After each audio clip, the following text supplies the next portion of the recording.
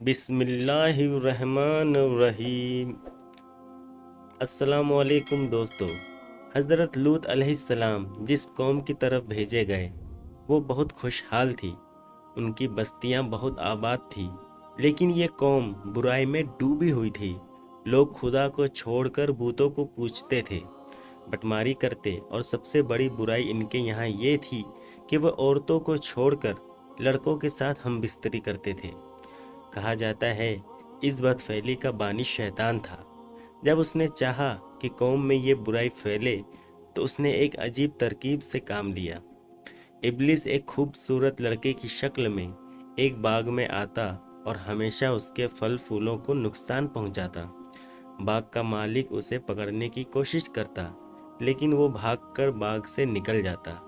जब बाग को बहुत नुकसान पहुंचा और बाग का मालिक परेशान हो गया, तो एक दिन इब्लिस ने कहा कि अगर तू चाहता है कि मैं बाग में ना आऊं तो मेरे साथ हम बिस्तरी करें और अपने बाग की तरफ से बेफिक्र हो जाए। बाग के मालिक ने कहा ये तो बहुत अच्छा है, और फिर वो इस बुराई में पड़ गया। इस तरह शैतान ने मर्दों के साथ हम बिस्तरी को इस कौम में जारी कर दिया।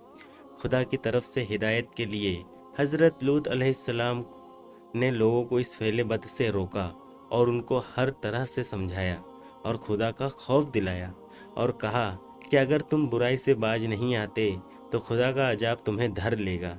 लेकिन लोग इतने बेशर्म और बेहया थे कि बोले हम पर खुदा का अजाब ला अगर तू सच्चा है।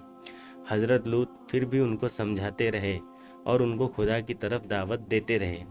अपने चचा इब्राहिम अलैहिस्सलाम की तरह हज़रत लूत अलैहिस्सलाम भी मेहमानों की बड़ी इज्जत और खिदमत करते थे। जब हज़रत लूत की कौम की बुराई हद से ज़्यादा बढ़ गई तो खुदा ने इस कौम को मिटा देने का फैसला कर लिया। कुछ फरिश्ते हसीन और खूबसूरत लड़कों की शक्ल में हज़रत लूत अलैहिस्सलाम के सामने आए। हज़रत लूत अलैहिस्सलाम को सख्त परेशानी हुई, क्योंकि वो अपनी कौम की आदत से वाकिफ़ थे। इसलिए मेहमानों के आने से वे बहुत रंजीदा हुए। मेहमानों को अपने घर में ठहराया और बीवी से कहा किसी को मेहमान का हाल मालूम ना होने पाए। लेकिन काफिर बीवी ने जाकर लोगों को बता दिया, और उसके घर में ऐसे लड़के आए हैं जिनके हुस्न और कदो अकामत की तारीफ नहीं की जा सकती, यानी वो हुस्न व जमाल में बेमिसाल हैं। इस खबर के सुनते ही बदचलन लोग हजरत लूत के पास पहुँचे।